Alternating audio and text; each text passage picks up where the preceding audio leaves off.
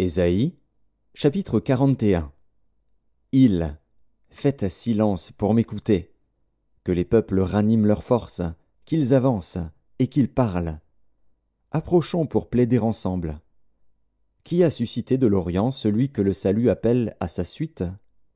Qui lui a livré les nations et assujetti des rois?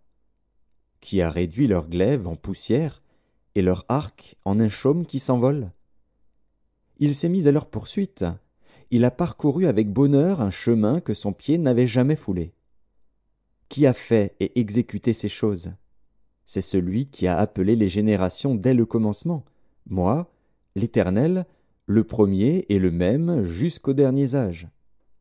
Les îles le voient et sont dans la crainte, les extrémités de la terre tremblent. Ils s'approchent, ils viennent. Ils cèdent l'un l'autre, et chacun dit à son frère: Courage! Le sculpteur encourage le fondeur. Celui qui polit au marteau encourage celui qui frappe sur l'enclume. Il dit de la soudure: Elle est bonne! Et il fixe l'idole avec des clous, pour qu'elle ne branle pas. Mais toi, Israël, mon serviteur, Jacob, que j'ai choisi, race d'Abraham que j'ai aimé, toi, que j'ai pris aux extrémités de la terre, et que j'ai appelé d'une contrée lointaine, à qui j'ai dit: Tu es mon serviteur, je te choisis, et ne te rejette point. Ne crains rien, car je suis avec toi. Ne promène pas des regards inquiets, car je suis ton Dieu.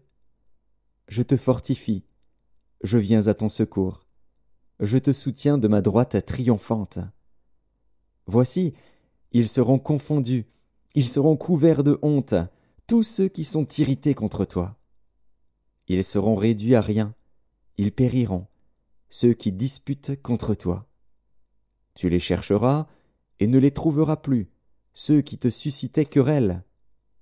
Ils seront réduits à rien, réduits au néant, ceux qui te faisaient la guerre. Car je suis l'Éternel, ton Dieu, qui fortifie ta droite, qui te dit: Ne crains rien, je viens à ton secours. Ne crains rien, vermisseau de Jacob, faible reste d'Israël.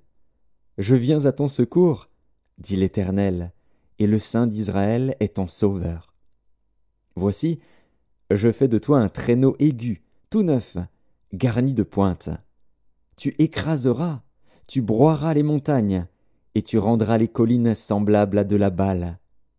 Tu les vanneras, et le vent les emportera, et un tourbillon les dispersera. Mais toi, tu te réjouiras en l'Éternel, tu mettras ta gloire dans le Saint d'Israël. Les malheureux et les indigents cherchent de l'eau, et il n'y en a point. Leur langue est desséchée par la soif. Moi, l'Éternel, je les exaucerai.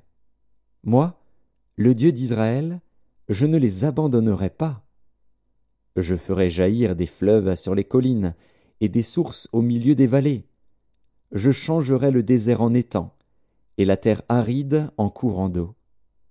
Je mettrai dans le désert le cèdre, l'acacia, le myrte et l'olivier.